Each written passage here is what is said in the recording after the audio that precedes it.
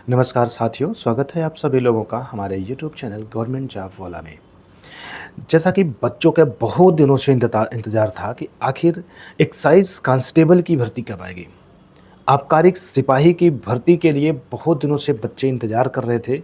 ये भर्ती 2016 में आई थी, उसके बाद अब जाके 2026 में आई है।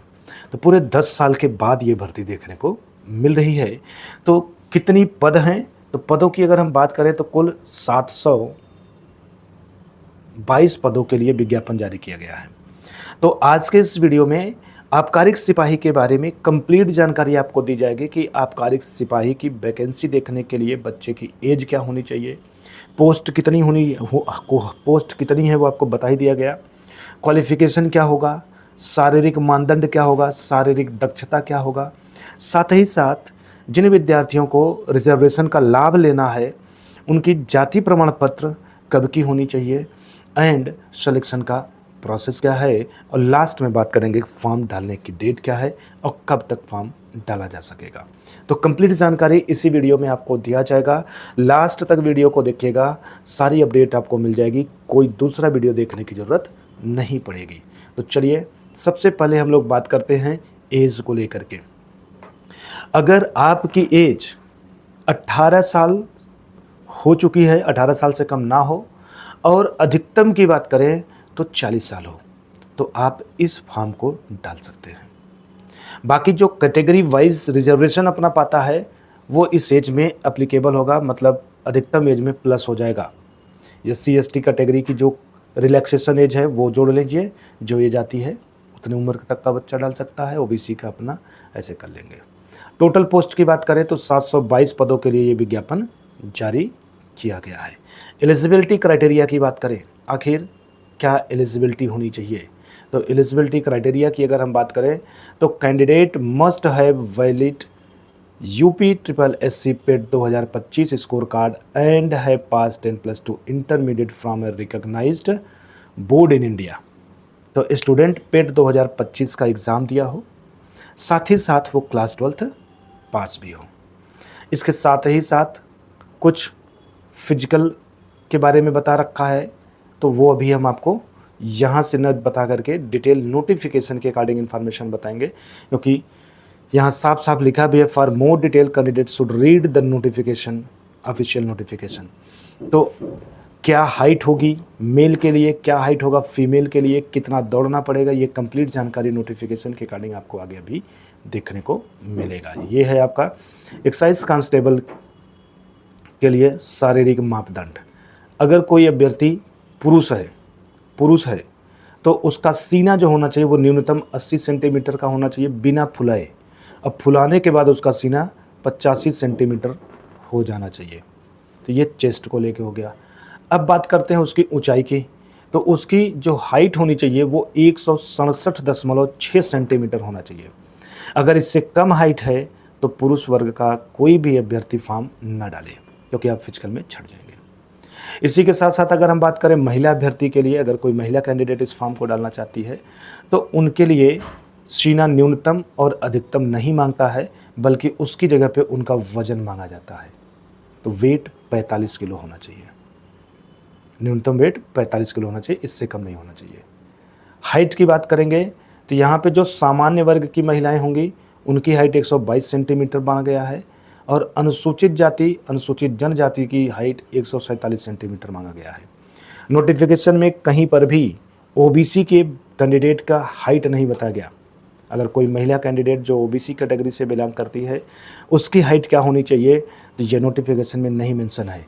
तो ऐसे केस में जो इसकी इक्विवेलेंट वैकेंसी आती है उसमें जो OBC की हाइट मांगी जाती है वही हाइट यहाँ पर एप्लीकेबल हो जाएगा। तो ये आपका शारीरिक मानदंड है। अब हम बात करते हैं शारीरिक दक्षता परीक्षा की। जो पुरुष वर्ग का व्यक्ति होगा उसको 4.8 किलोमीटर दौड़ना पड़ेगा, वो भी 25 मिनट में। वहीं महिला कैंडिडेट के लिए 2.4 किलोमीटर दौड़ना पड़ेगा, वो भी 15 मिनट में। वे अभ्यर्थी जो विहित समय के भीतर दौड़ पूर्ण नहीं करते भर्ती के लिए पात्र नहीं होंगे। जो भी बच्चा इस नियमित या नियत समय के अंतर्गत बताई हुई दूरी को नहीं दौड़ पाएगा वो विद्यार्थी इस भर्ती के लिए पात्र नहीं माना जाएगा और वो छट जाएगा।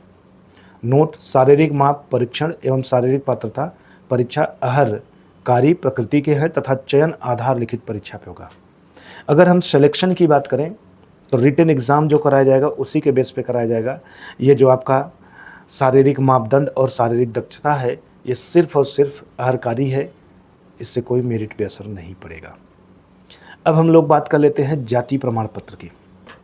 अगर जाति प्रमाण पत्र की बात करें तो कास्ट सर्टिफिकेट के लिए ओबीसी, एससी और एसटी के लिए जाति प्रमाण पत्र के बारे में कोई तिथि निर्धारित नहीं की गई है। मतलब नोटिफिकेशन में कोई डेट नहीं बताया है कि किस डेट का उनका जाति प्रमाण पत्र होना चाहिए। ऐसी दशा में जब कभी भी डेट ना मेंशन करे तो ऐसी दशा में आपका जाति प्रमाण पत्र चाहे जब का हो वो चलेगा, बस शर्त क्या है कि वो ऑनलाइन पोर्टल पर दिखना चाहिए। मतलब यहाँ पर जो आबकारी सिपाही के लिए नोटिफिकेशन जारी किया गया है उसमें कहीं पर भी मेंशन नहीं है कि बच्चे का जाति प्रमाण पत्र किस डेट का होना चाहिए। तो ऐसे केस में आपका जाति प्रमाण पत्र चाहे जब का बना है वैलिड रहेगा, बस वो ऑनलाइन पोर्टल पर दिखना चाहिए।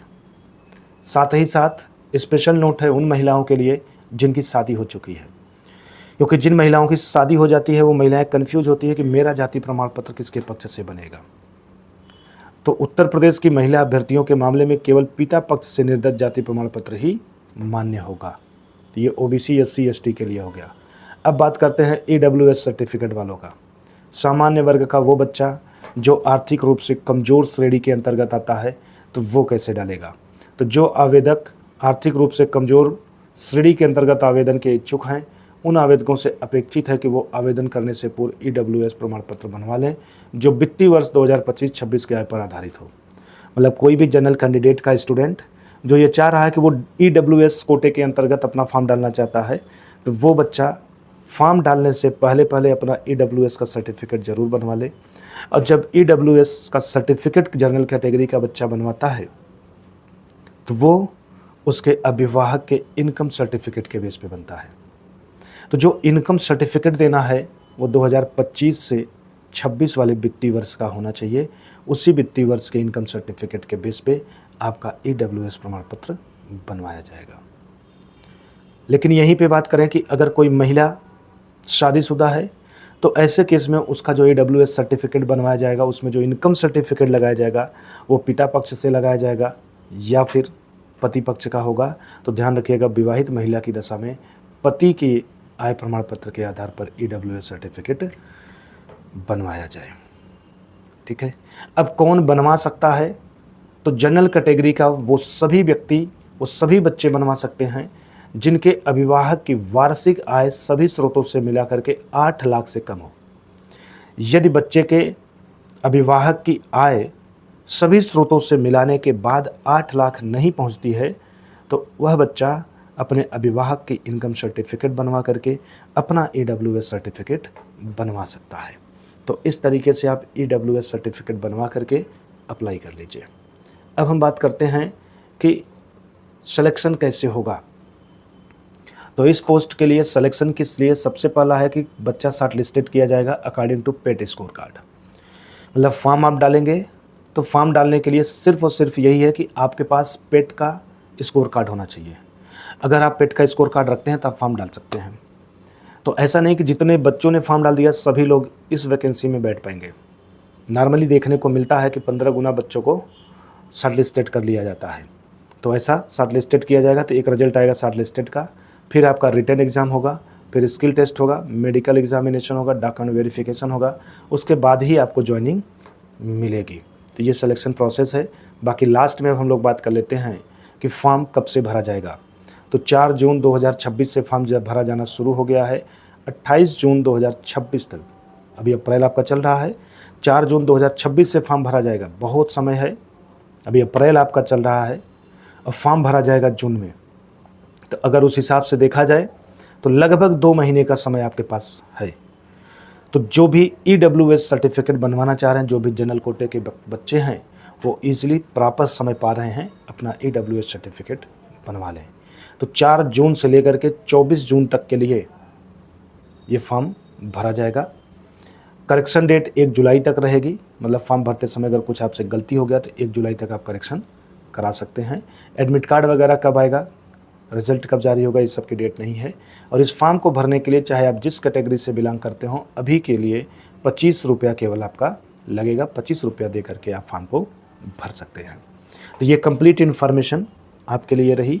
बाकी कोई दिक्कत हो तो आप हमारे दिए गए नंबर पे कांटेक्ट कर सकते हैं। डिस्क्रिप्शन में मेरा नंबर दिया गया है, आप हमारे साथ जुड़ करके अपनी प्रॉब्लम को सॉल्व कर सकते हैं। तो जो भी बच्चे हमारे चैनल पे पहली बार विजिट किए हैं, चैनल को ज़रूर सब्सक्राइब कर लें, साथ ही साथ बेल आइकन को प्रेस भी कर लें ताकि जो भी अपडेट दिया जाए उसका नोटिफिकेशन आपको मिलता रहे।